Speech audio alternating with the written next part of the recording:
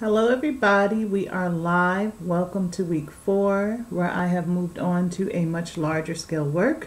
Thank you for staying with me throughout this process. My name is artist Diyah Najah. I am a printmaker and a mixed media collage artist. Just to refresh you, if this is your first video, go back and take a look at weeks 1, 2, and 3 so you can get an idea of what I'm working on today.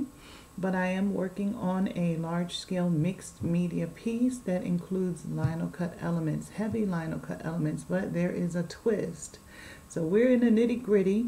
I've shown you a lot of techniques. I've shared with you some of my mistakes in the earlier times of me learning and teaching myself printmaking. Hopefully you also make those mistakes, because there's nothing better than personal experience, and then you can really have an ingrained sense of how not to do it again. I usually work in really graphic lines and really bold lines. I love pattern, and I did work on a few pieces that I wanted to show you from the last video to now. So let me go ahead and show you just a little bit. I'm going to pause you for a second. Thank you for your patience. So if you remember last week, we carved this piece here. I explained to you that it was a two-part piece. It allowed me to bring two colors into the mix. I told you this was not necessarily a beginner level technique, but try it. I worked with Battleship Gray, which is perfect for these two-part pieces. And I did a piece in my signature bold graphic lines style. I also added some of my favorite elements to the piece. And for the work that we've been doing throughout this video series, I've been working on a series of work called Vengeance and Justification. All right, and so here you are. But let me show you the print. Is what I showed you last week. This is what came from that work. All right. But I wanted to make a companion piece. I did make a second piece. This is the companion piece right here. Same elements involved, just a new design, and the print that came from it right here. So these are the works that I've been working on during this process of my solo show. The solo show features my earlier works. You may see some of my same element styles within the piece, but I have definitely progressed more into myself. Okay? And change is going to occur. As a professional artist, one of the tenets of being a professional artist, especially if you're being represented by a gallery or being connected, is that when people see your work, they can recognize it as your work, that they can see a thread, a style. And so you have to be careful not to be pigeonholed if you don't want to.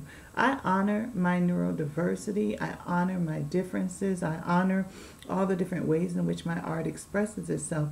But I still, even in that, hope to have a goal of consistency. Consistency in my style. There have to be elements that are natural to me. It's not that I'm creating a style. I've been working in my style, quite honestly, since I was before high school. You can tell it's me. You can tell it's artist Diyah Najah. But we will progress. We will get better. And we will try new things. So be open to that. Be open to trying new things. Definitely allow yourself to explore different mediums. And make sure that you're always coming through. Make sure that you're always coming through. Okay? Let me go ahead and bring on the other Diyah Najah so that you can see where we're going with this piece.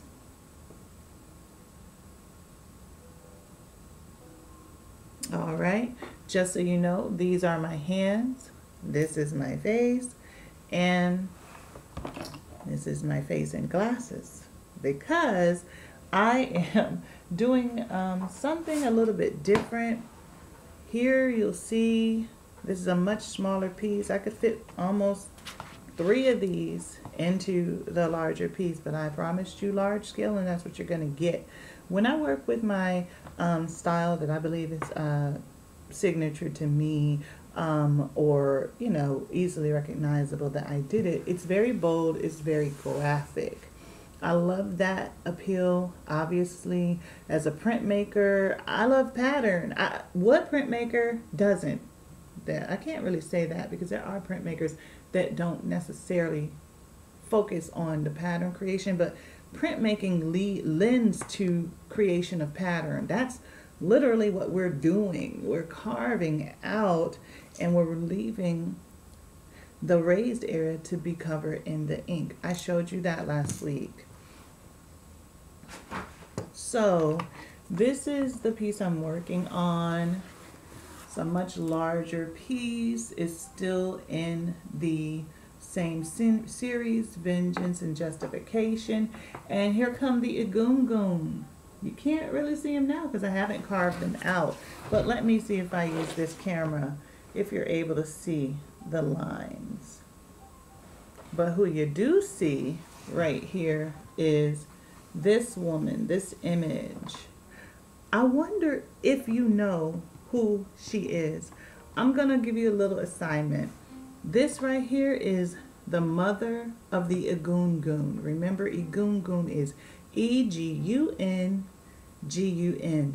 And this is said to be the mother of the Egungun. So go ahead and look up who is the mother of the Egungun, and you'll know who it is I'm carving, okay? I'll leave that for you to figure out. And so if you notice in these carves, the lines are a little different. I'm trying to give you a sketchy feel. I'm trying to vary it up with finer lines, finer cuts. Let me go ahead and make this larger so that you can see better. There we go. All right. So this should be better for you. Finer lines, finer cuts. Always, always, always, I'm bringing in my culture and want to share it with the world. It's a naturally reoccurring theme in my work. So you see these cuts here?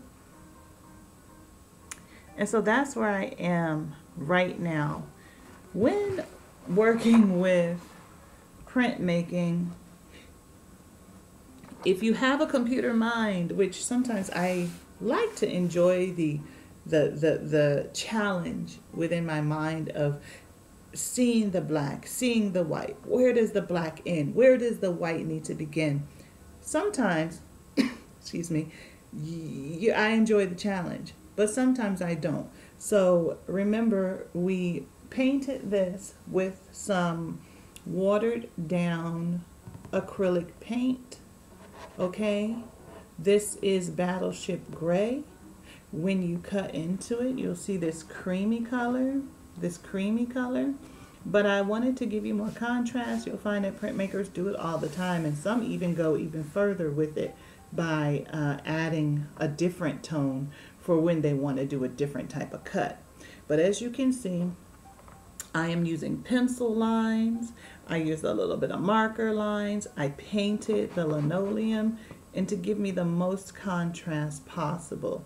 Obviously, where it's light is concave, and that part won't receive the ink. And where it's blue, it is raised up, and that is the part that will receive the ink. All right?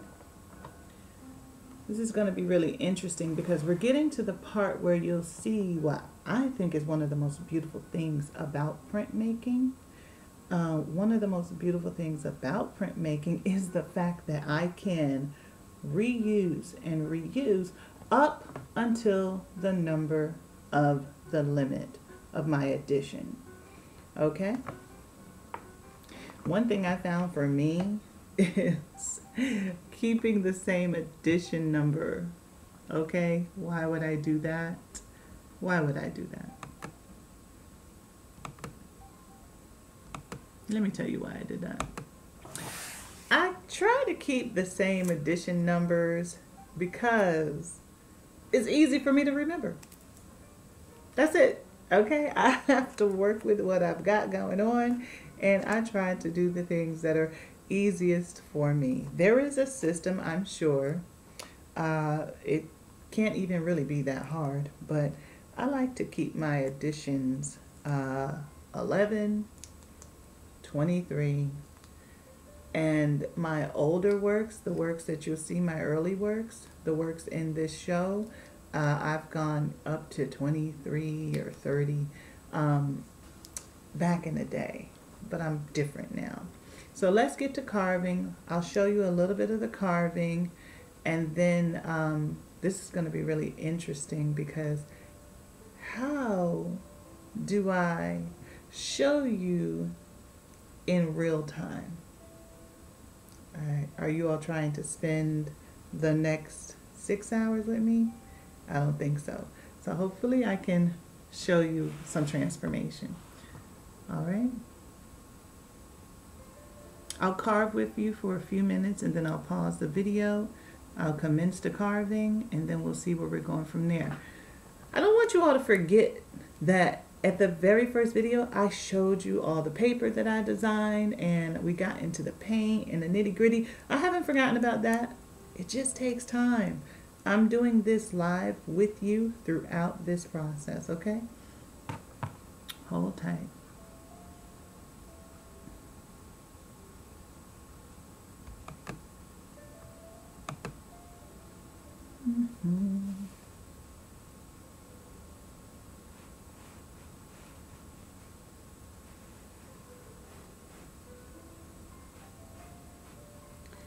Remember, different carving tools for different size lines.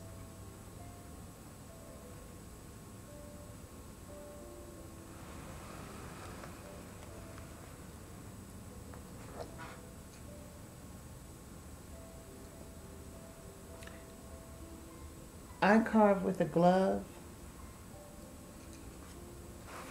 because last week when I couldn't find my glove, I cut myself, and that cut on the hand is the slowest type of cut to heal. Don't be like me.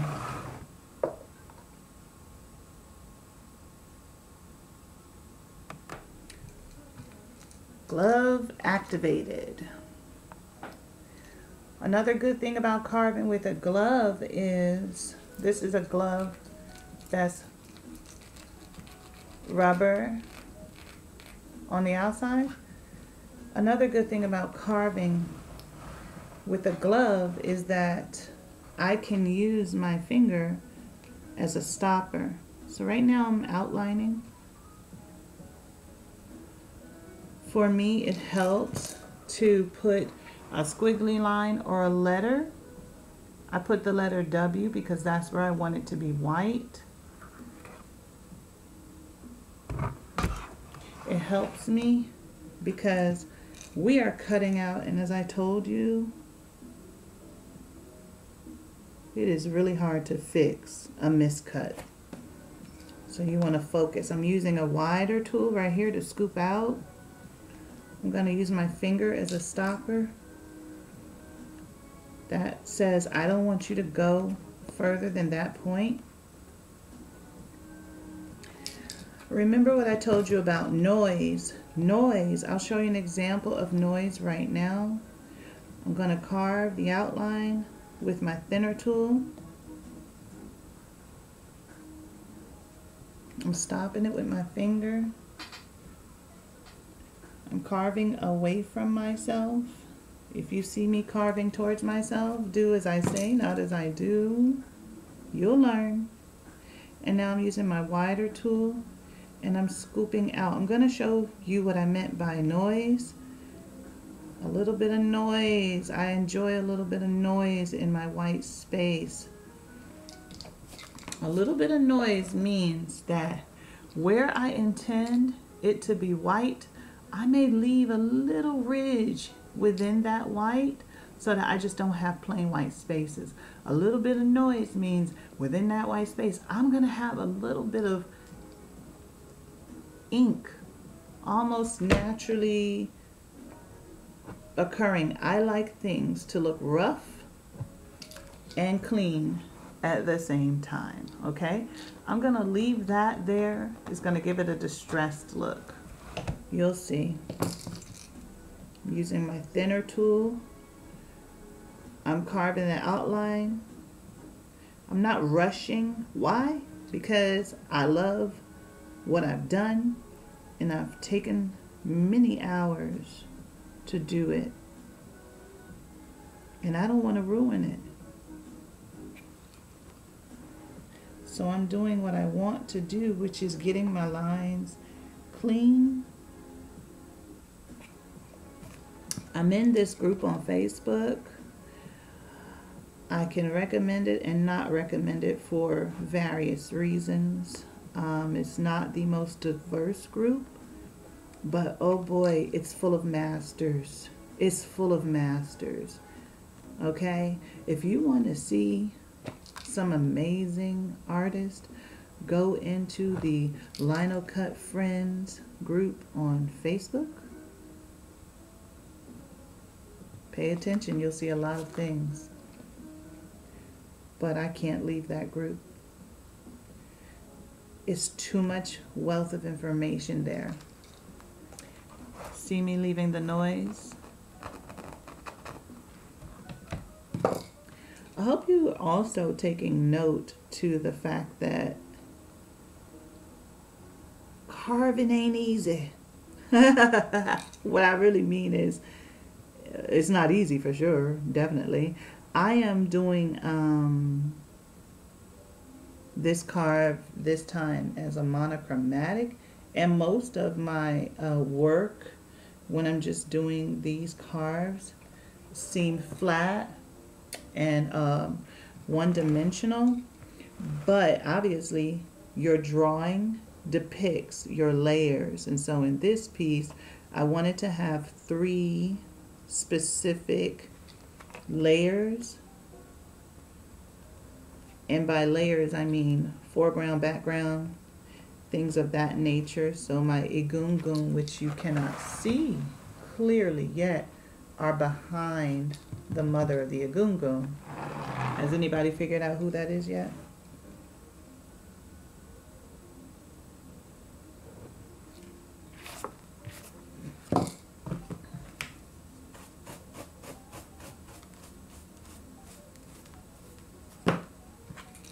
Carving is quite meditative for me.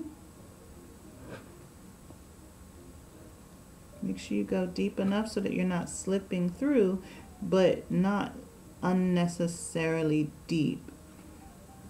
There's no way for me to tell you what's deep enough for you. I am heavy-handed. I tend to go deeper than necessary. But with the finer lines, obviously going deep isn't necessary. When you're working with the finer lines, and let me start naming some people who do fine lines. Latoya Hobbs, look her up. She does amazing fine lines. Jamal Barber in some of his pieces does some finer lines. Delita Pinchback Martin in some of her pieces is doing finer lines, and they don't stay just there. But if you want to see a great example of some fine lines, the first name I said was Latoya Hobbs. Check her out, check her out.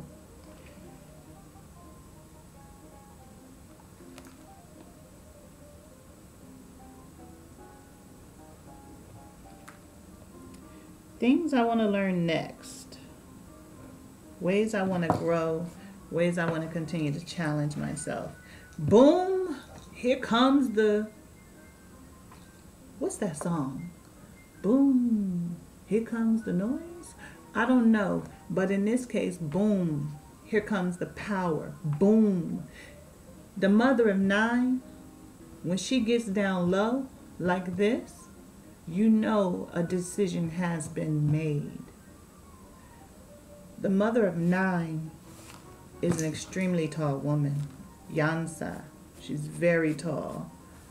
A lot of people may fear Yansa. I do not. She's a very powerful woman. She puts on a beard in account of war. What does that mean when a woman puts on a beard? Well, based on that saying, they're associating fierceness and being a warrior with masculinity. And in this case, they're saying that the mother of nine is viable and formidable, an extremely fierce warrior, not to be underestimated because she is a woman. I'm trying to convey that a decision was made. You'd have to understand the pantheon. You'd have to understand the culture. You can do your own independent research to understand the story that I'm telling you. Why is she holding weapons? Because in this case, her violence is justified, as in the supposed case of police and military force, right? Lawmakers, the upholders of justice, the protectors of people. You'll have to make your own determinations on if that upholding of justice seems fair to you. But in my art, I am expressing the justified use of force and military to protect those who are unjustly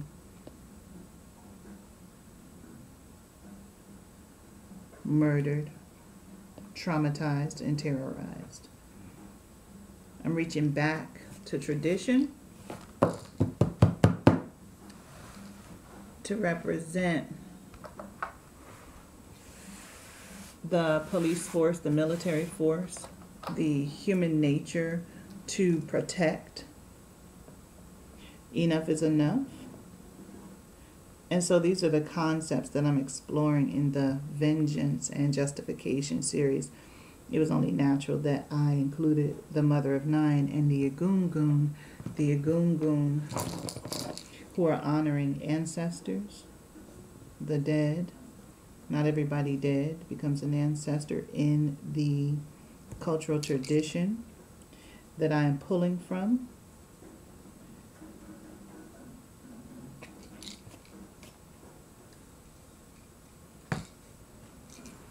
And you want to play so much with the light and the dark. The light and the dark.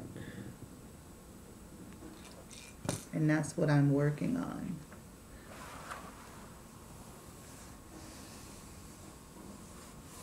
I love to rub my hands over the word. To me, I can feel the power. To me, I am imbuing the piece with my ashe. You can look that up as well. Spelled many different ways. It's spelled A-S-E. It has been spelled A-X-E. It has been spelled A-S-H-E. But I want to infuse my work with ashe, not just my own ashe, but the ashe of the stories, the ashe of the images. As an artist, I don't necessarily do work that's pretty. That's not my goal. If it is my goal, I will say it is in the series I'm working on. I'm challenged by that. My mother used to say, how come your poetry is never happy? But I don't require consistent happiness. I believe that in my case, my art has been gifted to me as a healing tool and a healing modality. Most artists I know have said at some point, art saved my life. And I truly believe that art has saved my life. And it's to the point where art is my life. This is my life. Are there any artists understanding me out there? I know I'm not alone. So these pieces in this series are almost folkloric. Almost folkloric. On my Instagram page, I'm going to attempt to go deeper into the meaning of these pieces. I will spare I will spare you.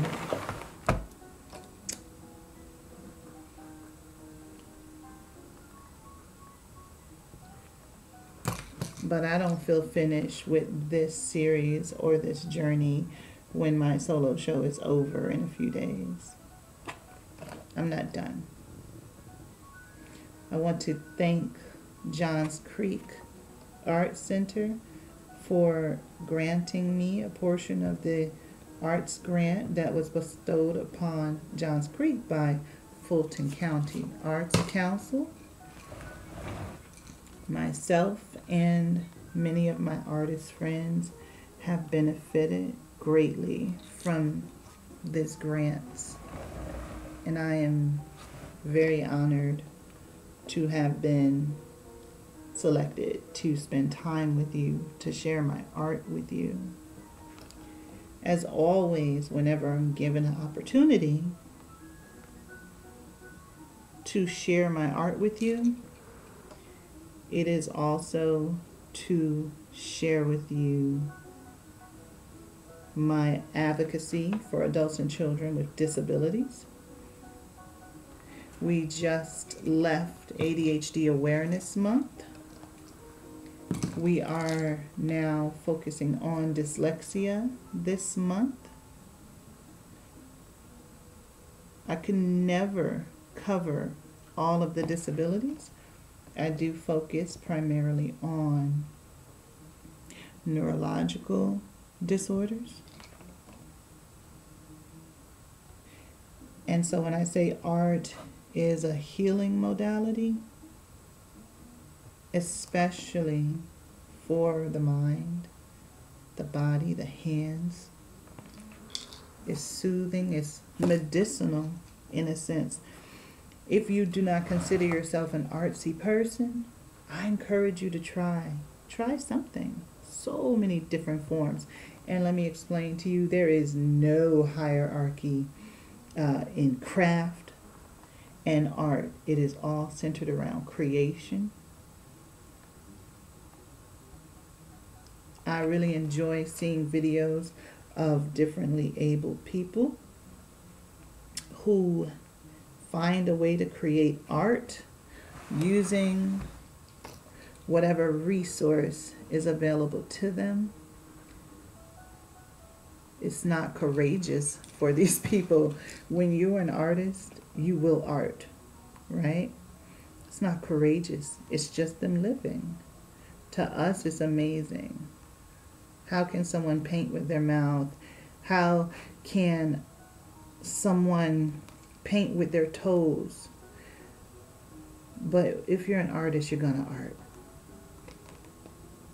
If you're a crafts person, you're gonna create.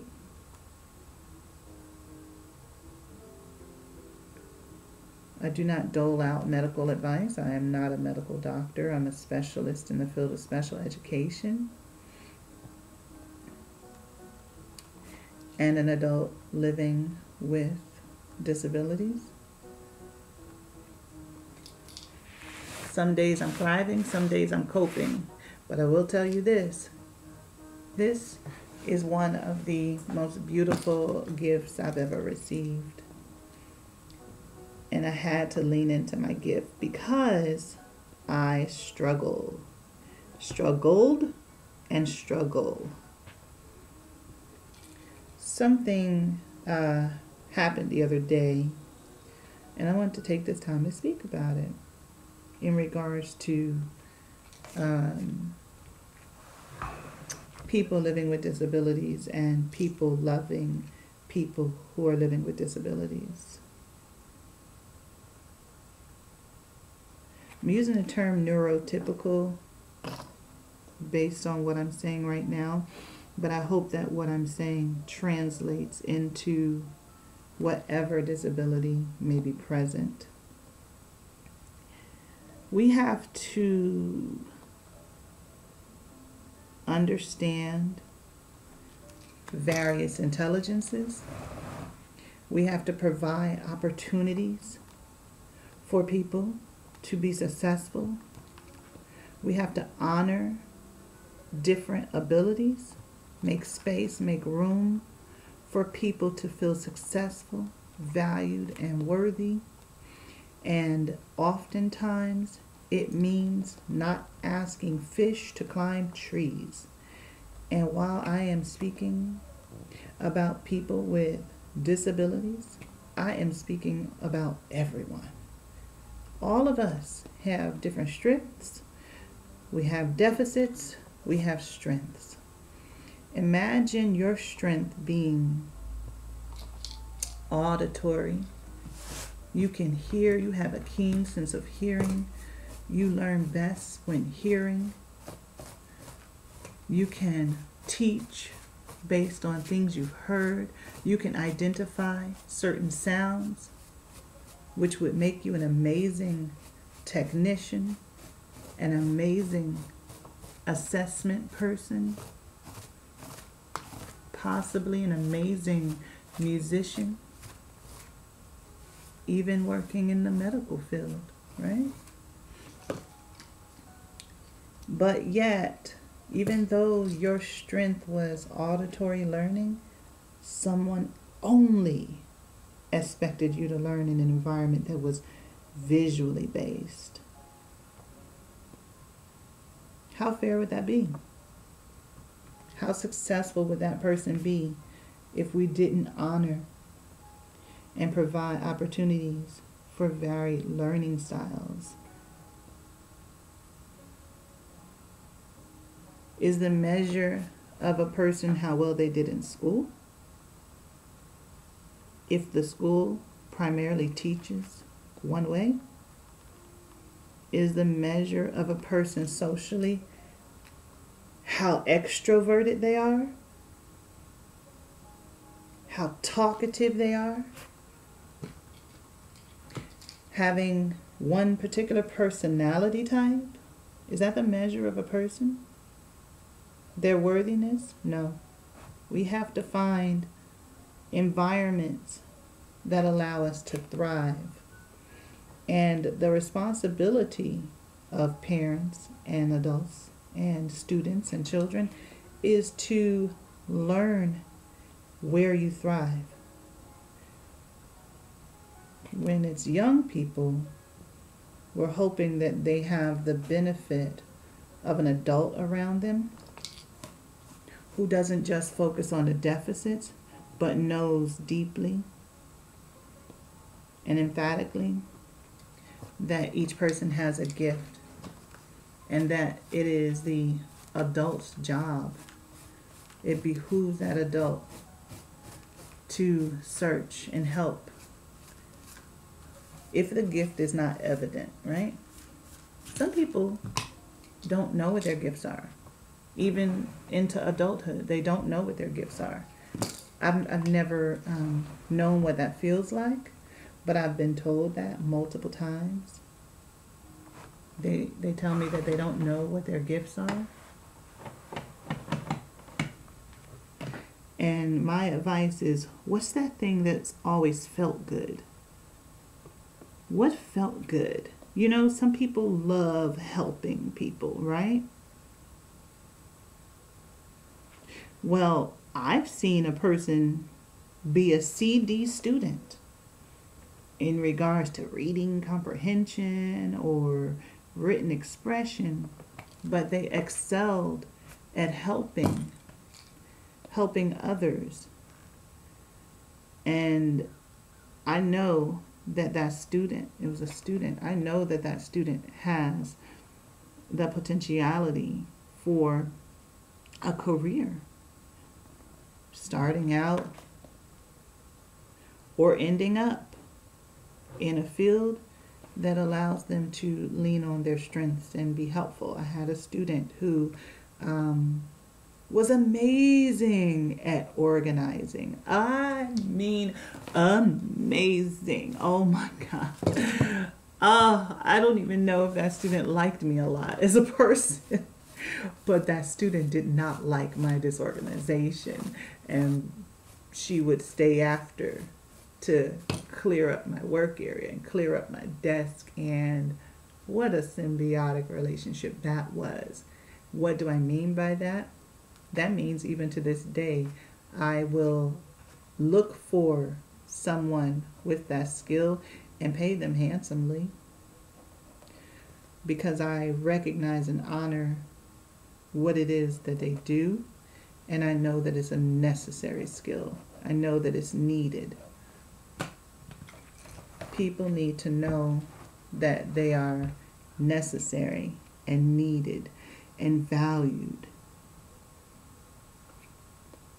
And that's only going to happen if we're able to celebrate people's strengths and provide settings that will support their deficits. A lot of people, especially people with invisible disabilities, are having experiences you could never imagine. And a lot of people are masking as best they can their differences. And masking is very detrimental. Maybe helpful in some settings, but behind closed doors it's extremely detrimental. So I would encourage everyone to look deeper, provide opportunities for exploration. If there is an issue with resources or lack of resources, look no further than your family. Within your family, there are people with skills within your family that will allow you to expose,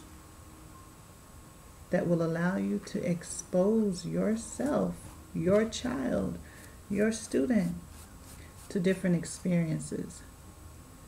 Will allow you to expose your child, yourself, your students to different experiences.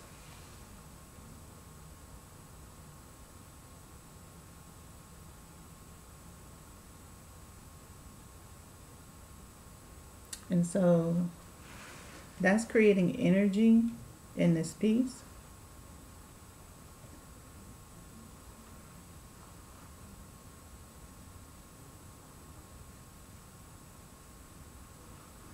Motion, strength, power, and movement.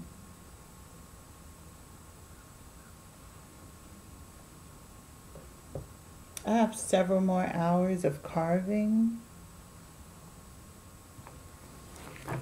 I'm going to pause this video just so I can show you the carving that we're doing up here. I'll be right back.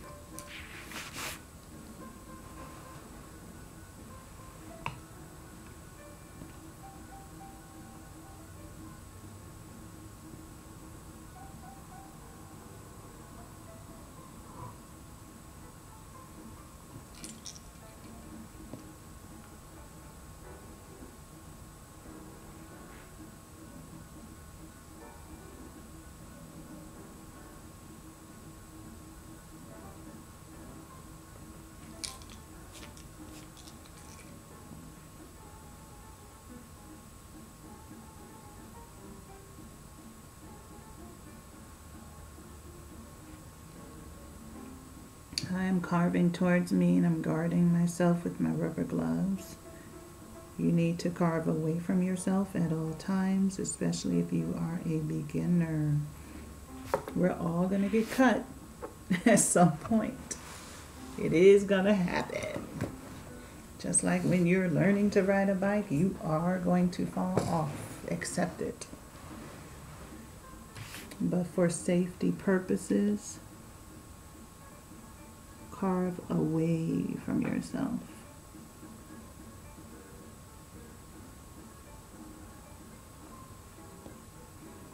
I got these gloves from Home Depot.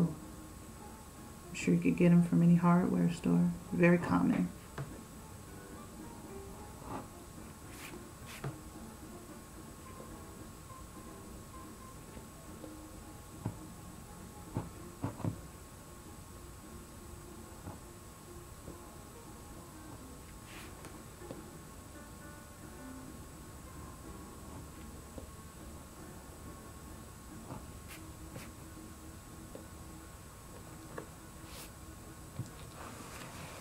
So with this piece right here, just so you know, I'll be using black ink. And so that I don't end up with just a large black blob, which you know I won't because I'm doing a lot of lines. These lines are just highlight lines. They're just outlining. So this portion is going to be a large black space. So the detail, the line work, I want it to be as immaculate as my abilities can make it, okay? Because there's going to be a lot of black ink right here. Hence, when I designed this piece, I thought about what was going to be the blackest because I wanted that to be in the forefront, and then what was going to be lighter, and because I did want to create a sense of depth in this piece, all my lines can't be bold. Yeah, I like bold. That's me, okay? But all my lines can't be bold, all right? So I'm bringing the bold to the front of the piece, and I'm using them as well on the side for continuity with the other two pieces of the series. But the lines and the patterns back here, I want to recede. So obviously they can't be the same weight. They can't be the same thickness. They are going to have more rhythm because I want more white space showing back here. So I'm going to have carving that carves out most of the blue, right? Which in turn, once inked, will be black. So I want her, mother of nine, to be to the forefront. I want her weapons to be bold. And so in order for these weapons to be bold and black, because I want to balance this blackness throughout this piece, in order for these weapons to stand out as they do not right now, I have to make sure that this area is lighter. Well, how do you do something like that in your mind? I am not the most excellent drawer, but I do use my tablet. It has a drawing function in here.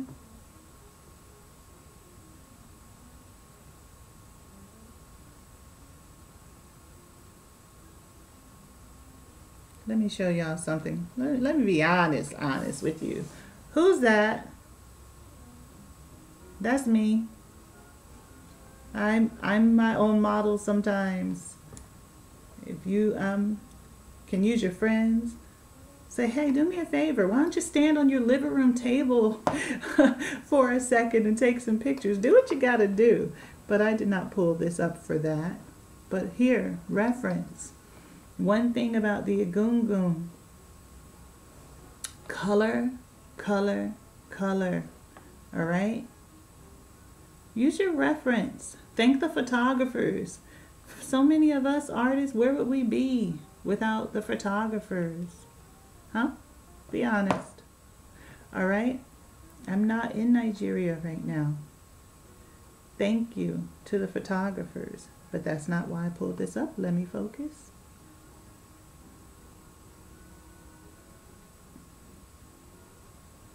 I pulled this up to show you something here. It's just a little drawing program I may have downloaded. It may have come with this program. So it just allows me to sketch a bit, get some inspiration. Use your tools. This was one of my early inspirations that I used when I decided I wanted to do this body of work. Now you saw what really happened, but this is where it came from. Use your drawing tablet or paper, right? Or paper to come up with your sketches. I drew on paper.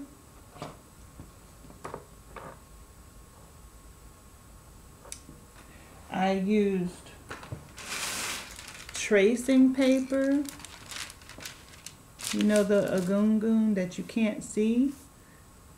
I drew her first, then I laid a piece of tracing paper on top so that I could decide, where do I want things to be? How do I want to place it? This is not a linear process. It's just not. It's not. It's not linear. I think I might have told y'all printmaking was linear. There's a lot of pieces that goes into this, okay? So if you're game, be game. Get yourself some tracing paper. Before we get to the finished print, before we get here, we go through a lot of things. Hug your fellow artists. Hug yourself. Hug yourself. Celebrate yourself. Celebrate yourself.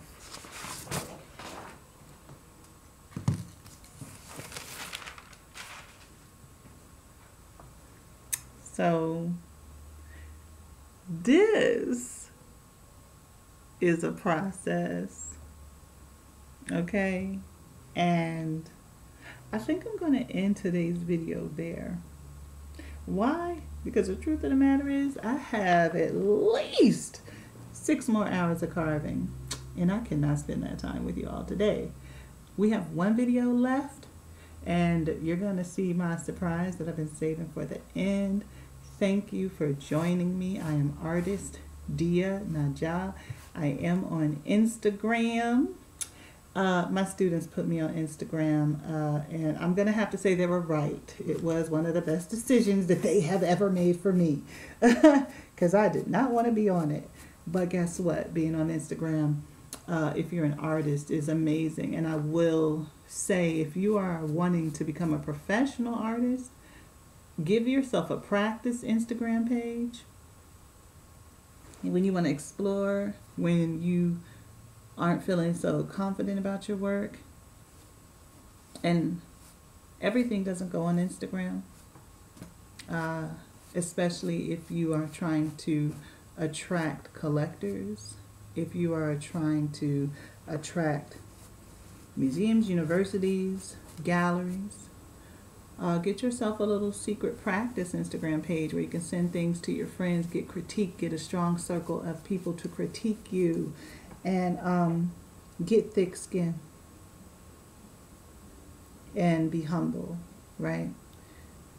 I love when I do not impress the people that I pretty much idolize. It just means I'm coming. I'm coming. I'm on my way. Don't stop. All right? In order to excel at anything, especially when you are plagued with challenges or you're living with challenges, is to find that gift and to work that gift. Never cease, never stop. Don't lie to yourself. We see you. Don't lie to yourself. And watch yourself improve. Enjoy that process. Okay? See you all very shortly.